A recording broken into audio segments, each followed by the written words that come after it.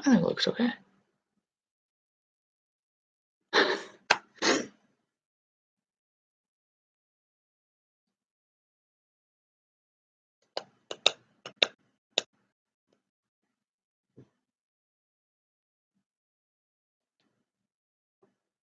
Yeah, welcome over here. So far, there's one person over here.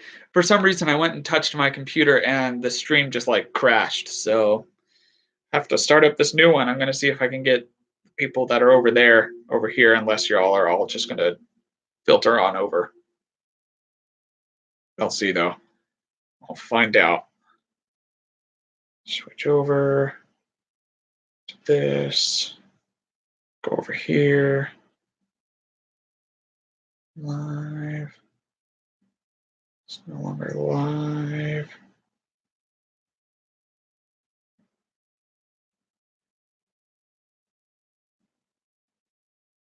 The stream crashed. Starting a new one! Exclamation point. Send. Hopefully that goes across. People are coming over. I'm going to go ahead and finish up some of these questions. I have another account that I do my other stuff through, so I am going to go ahead and read some of these. So I think I answered the Ted Bundy one. I myself only read scientific books, though, but if I know of a good detective story writer who specializes to methodology, I read it all. That's fair, Zeitless. And if you want one that's a little bit less, I don't know if you're here yet, but if you want one that's a little bit less, I don't know, less focused on the methodology, but still good, just read the Father Brown series if you haven't already. Let's see here. Yeah, but my question meant, will people read detective stories nowadays? I think people will still read detective stories nowadays, but only if you're unique. If you're not unique with your style of writing and your character development and adding just some new spice to the genre, then you're going to be hard pressed to really come up with something that's different. Maybe writing detective stories in a different time era would be cool. Something like that. Like those would be options as well. Let's see here.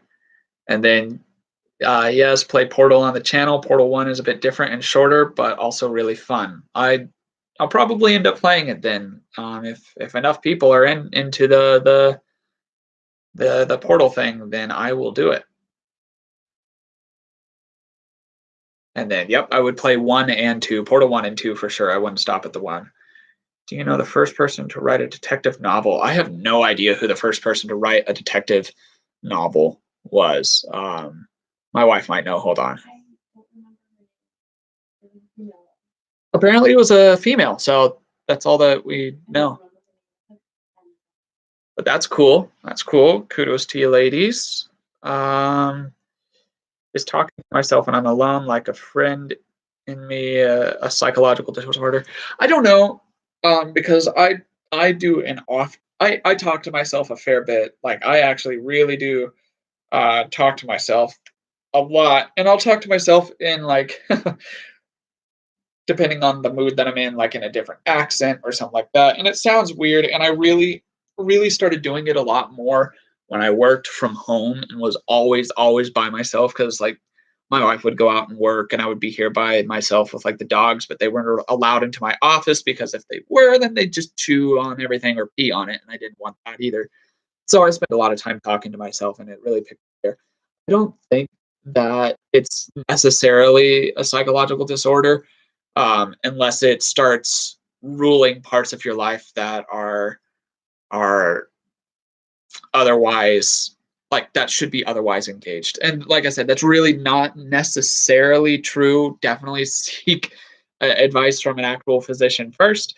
But that's just my thoughts on it. Maybe that's just partially me being like, yo, I don't want to be insane. But yeah.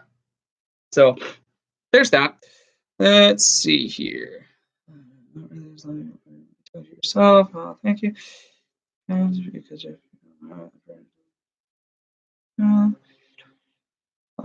if issues. There's that. And then hopefully I've gotten everybody from the other stream over here now. So I'll start looking over here instead of on here. I don't know how to end that one. So hopefully that stream just ends. We'll find out. All right. And no, it wasn't anybody's trash Wi-Fi. It was my trash Wi-Fi, apparently. Woo, long time yourself. That's fine. I think we all make up friends in situations for long. Yep, another stream. Yeah, another stream. Woo. I'm just gonna do 23 streams today. The first person to write a detective novel was Emily Gagabarai.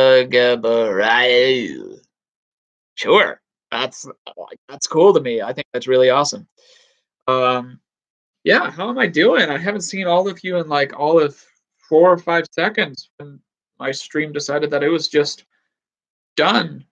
I really have no idea why that happened. It was so strange. I touched my computer and it just popped up on the screen like stream unexpectedly crashed. Please send in reports here, blah, blah, blah. And I was like, oh, well, that's unfortunate. Okay, it's still saying that I am streaming live on the other stream. I don't know what I'm going to do about that. So there's that.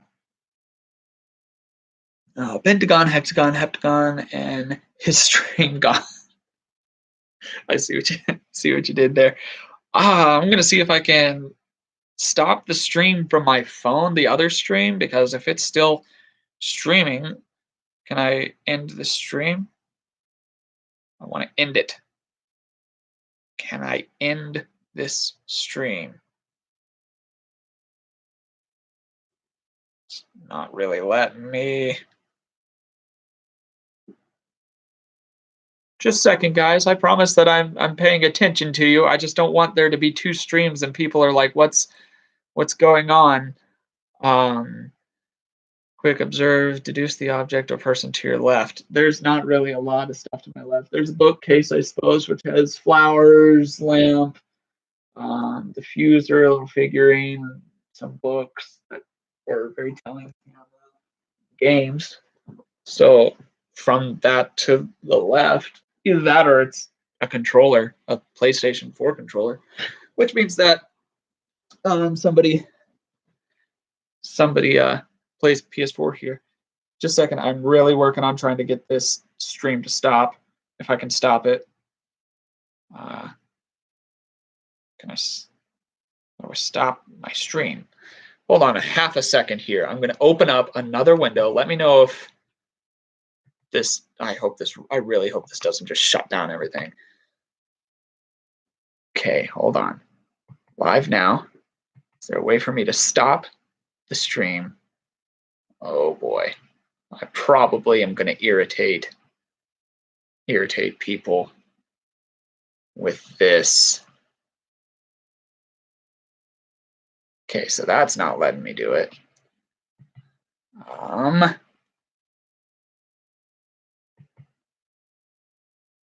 No idea. Hold on, I promise I am going to come back and actually talk to you. Yes, this is the best content. I don't know what you're talking about.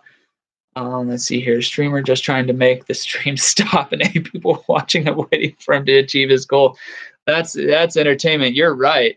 I would just love to be able to have one stream up right now instead of having 2 streams, one of which, like, I can't even watch it on any of my platforms. It's just there, and it won't let me stop streaming. Just a second. Keep holding on. Let's show you where monthly. Let's see if I could stop it from here. I might be able to stop this one from here. Stop streaming. Stop streaming. Stop. Yes. I think. Ha! Woo! I think I have stopped streaming the other one, and I swear to God, if this one also died, I would be unhappy. Oh, let's see here. Streaming 101 isn't YouTuber user so friendly these days. No, it's not. Yeah, I figured it out, guys. Don't even worry.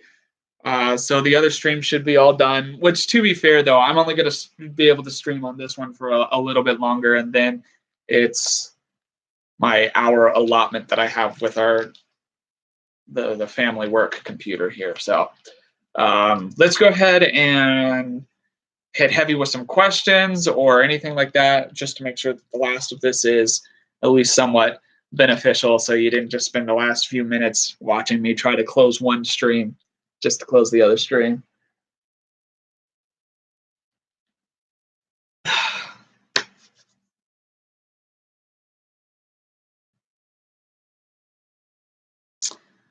Good. What do you think about the ethics of social engineering? Ooh, great question. I believe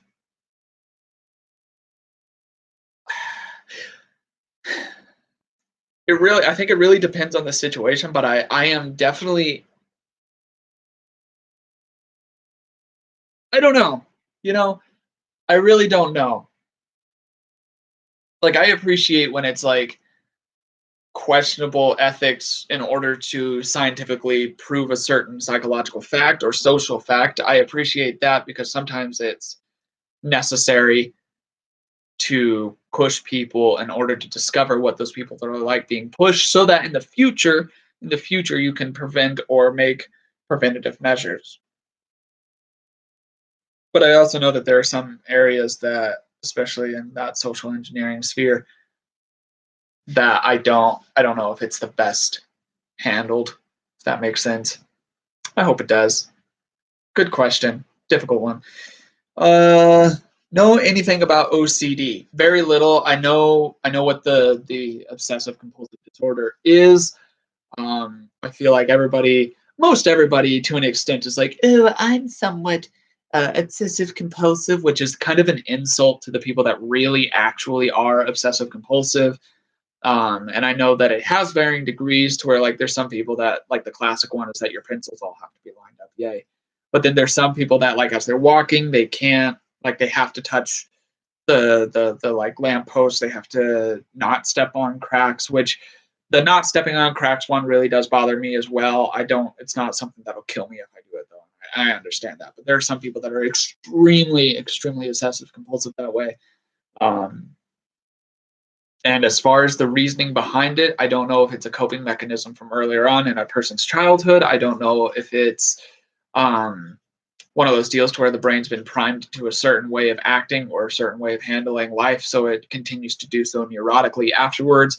I feel like there's a various um, range of reasons behind obsessive compulsive. But yeah, there's a little bit that I know about it. People are always manipulating each other in some way or another. Does being good at it forbid it to you? Um, Everybody, yes, it's true. Everybody is constantly manipulating in some way or another, even in the form of the most general one is the form of manners. It's manipulation in order to keep good grounds with each other, and it's like a mutual manipulation. Like, I understand you're going to be manipulating me by being polite to me, even if you don't agree with me, and I understand and hope that you do the same to me. Like, that kind of thing is in there. But if you're good at it, does that mean that you shouldn't? I don't think so. I don't think so. And I think that it just means that it should be used wisely. Um, like, I'm, for instance, not because I don't like tooting my own horn or anything like that, but I'm very good at interviews, job interviews, because I understand the dynamics of how they function, what the interviewer is looking for, and how to respond in a way that appeases what they're looking for. And that is definitely that's manipulation 101. But I use that if I'm in a job interview because I want the job that I'm interviewing for. Otherwise, I wouldn't interview for it. So, like, those kind of things, I think it's okay. But then at the same time, like, you can stray into that realm of manipulating people to do what you want because you're just selfish, and my moral compass doesn't allow me to do that well, which is why I wasn't supremely great at selling cars. It's not because I couldn't sell cars, because I knew how to talk to the person to get them to get the car. I just felt really bad and I didn't like the feeling. um, but that being said, there are times and spaces for that ability to manipulate. Um, and I think it should be used, but used well and used wisely and not used abusively. Let's see here. I've noticed myself noticing my body language a lot. I keep wanting to stop myself from showing it now that I notice it. Do you tend to try to keep your body language internal or let it show? Depends, and that is one of my favorite things. Um, People who start studying body language, and it's like it's just always there. Chloe, just so you know, it's never going to stop, or at least it hasn't for me. And I've been studying for like I don't know, 10 years now, and so that study of body language will bring you and will bring so much awareness to how you yourself are handling it. Like in my videos, I'm very well aware of what my hands are doing, what my face is doing, and when I'm responding to somebody or if I'm talking to someone, I'll be constantly just thinking about, okay, so why did I, like why did I turn my head this way? Why did I do that certain thing? And it's always constant. And I don't try to hide my body language. Like say I'm trying to keep a secret for my wife for like a surprise party or a surprise gift or something like that, and she's asking about something like that, then I will. And I think that it actually becomes more difficult to hide your own body language when you are so aware of what your body language is doing, and that's actually a psychological thing that interrogators can use as well to be able to bring awareness to that. Because soon it's like the concept of like, don't think of the pink elephant right now. Everybody's going to think of the pink elephant, and even to not think of the pink elephant, you have to think of it in order to not think of it. So it's that same kind of mindset with your body language, to be like, don't think of your body language right now. You have to think about what your body language is doing, not do it. And in thinking of that, it affirms your body. It's like a weird cycle. So um acting is one of the big things that really will help you be able to think of your body language and then not act on it, because it in good acting, it allows you to separate you from your mind so you can act in a different way separate from what your actual person is doing. That's how good, especially like method actors, will work, is that they will separate completely from themselves and become who their character is in their brain, which is it's a matter of discipline and being able to work in it that way, while their actual self is over here. So yes, it's very, very difficult to control your own body language. And then let's see here. Know any good riddles? I have a whole book I actually have a book that I'll probably do some videos on the channel. It's all centered around the Sherlock Holmes style riddle, nonlinear thinking, pattern solving, things like that, practices. It's a thick book too. So I'll probably go through some of that, and then that'll probably be on the channel. But off the top of my head, I don't know any good ones without just Googling them. 121. Oh, it's two. I don't feel like solving the riddle. I'm sorry. And then, can I observe myself? Yes, you can. And I mean, in as much as you can see of yourself. And then from Discord, observing yourself is usually called mindfulness. Yeah. Then nope, it's a random. But yes, you can. Ooh, so many things are happening at the same time in the chat. In the Netflix Sherlock series, don't you think that it's just too much? Um, yeah, yeah, there are some points of it that are it's a little extra, but that's part of the reason that people enjoy it so much, is because it is dramatized, and a lot of it is much too much. So like the video that I did on the rings was there, and so much of what was in that video, which I spent so many hours of study on that, um, that it shows that the conclusions that Sherlock came to are some of the very many conclusions that could have been centered around what that was. So it is a little bit much, um, because in order to keep it interesting and dramatically stimulating, then you kind of have to just add some extra to it. but I still think it's based on good principles. So there's that. Sorry, but it's a no. It's not too much for Sherlock Holmes. He has been deducing for a very long time. His brain helped him deducing. What?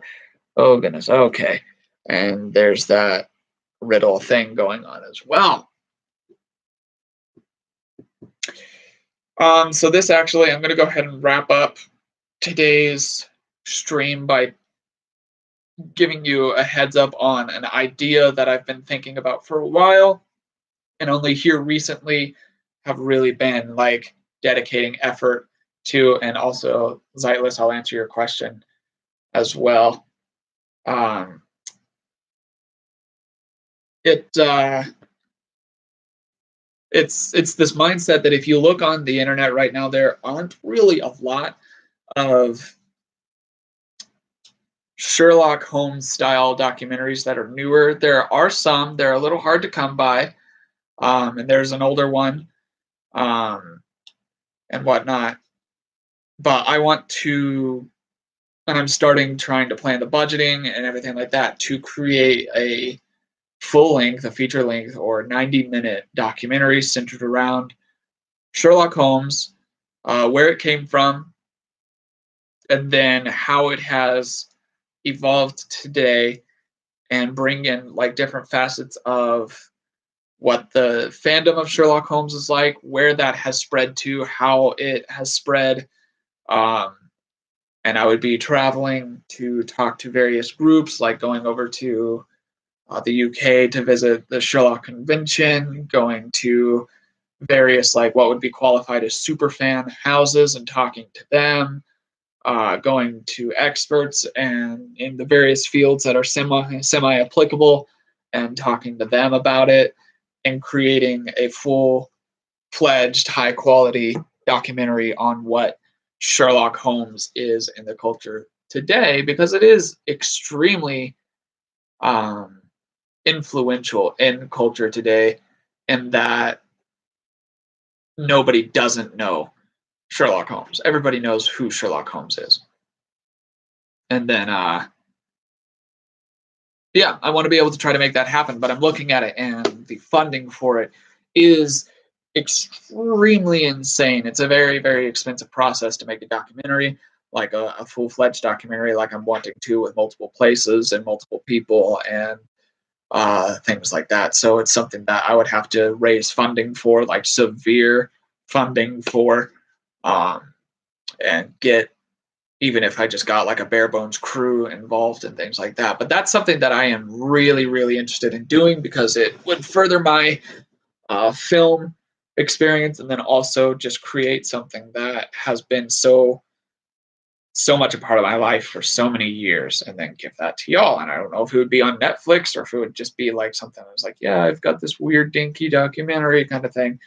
But getting it out there would be super fun. And so, yeah, I'm going to be doing like either starting a GoFundMe or one of those kind of deals, or having it.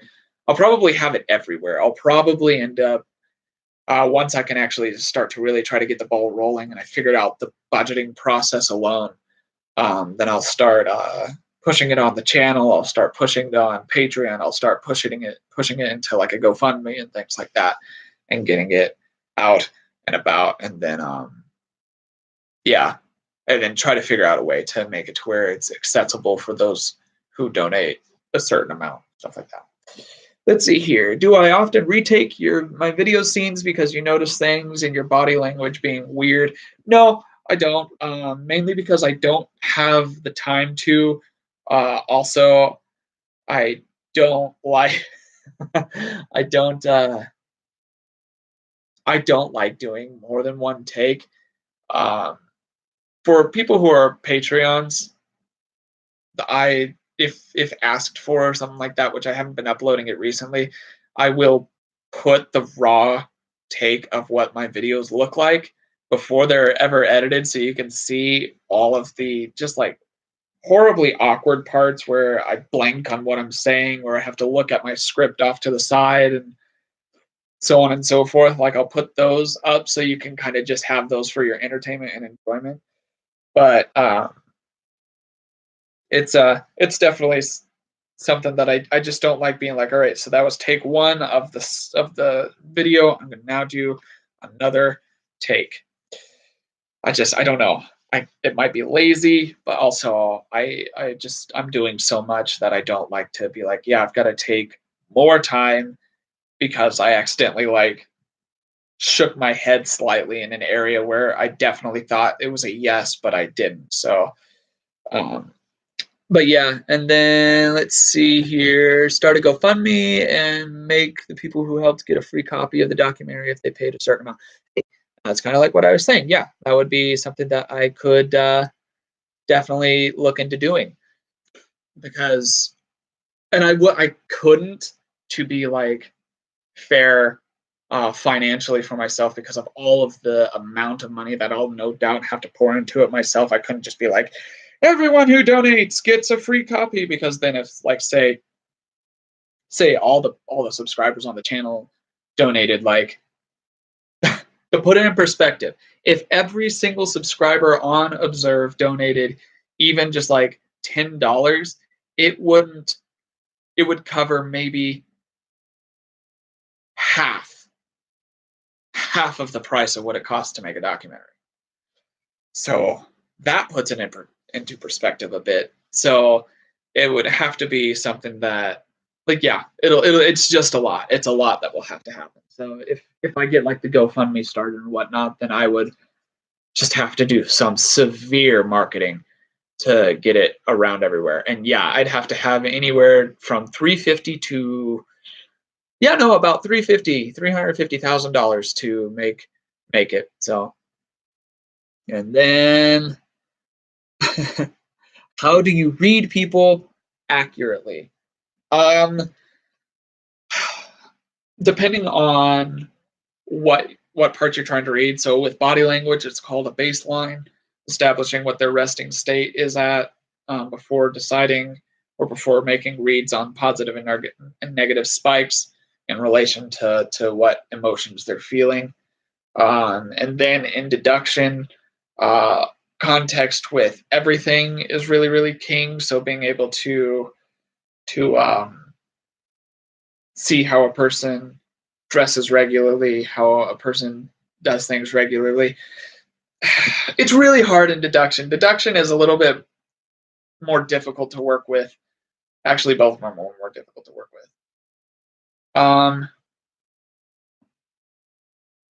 Observe more, take notes.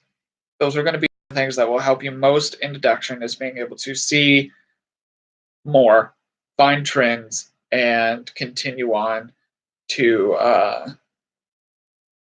making more accurate deductions about people. Also, practicing and verifying can help, um, which I'm going to be pulling more of those style of videos in the summer, I hope, to where I'll start going out and doing um, reads of people uh, in real time so you can see that.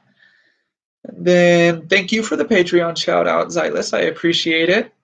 Yes, $1 is the lowest tier. They wouldn't let me set it in any lower. I think mainly because they feel like it's a waste of time at that point, because Patreon takes a bit of it anyways. So if you're donating less than $1, then it's just like, yeah, I got like 5 cents. Aren't you excited? And then yeah, my doggo is over here. This is Peaches, little Peachy. She was sleeping, so I upset her on that. But she's the little snug bug. She always wants attention. Uh, so she's usually snuggled up on the couch next to either me or my wife whenever we're here. Then thank you. Standard. All right. Let's see here. Well, folksies, I'm gonna go ahead and call the stream done for now. I already went over my allotted time by like 15 minutes, but figured we could swing with that as I frantically figured out how to start and end another live stream. So I hope you enjoyed the stuff. I hope you're interested in some of the things that Observe is going to be doing here in the future.